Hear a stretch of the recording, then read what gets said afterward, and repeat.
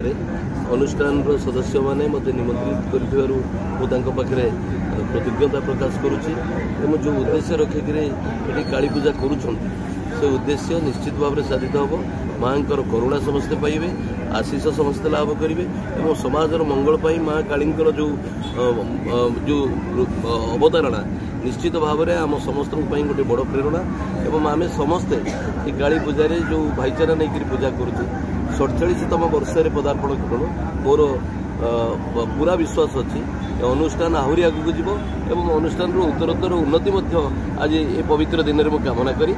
मु माँ को आशीष लाभ करी। सार्वजनीन माँ दक्षिण काली पूजा कमिटी ये 47 वर्ष धरी काली पूजा चली आमर जो काली पूजा नियर ढंग से 10-12 वर्ष हो बड़चणा अंचल को नहीं ये काली पूजा गोटे कमिटी गठन हो उद्यम फल काली पूजा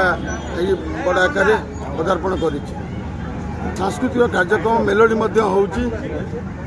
जो कार्यक्रम हो छोट छोट लोकायत प्रतिभा पिला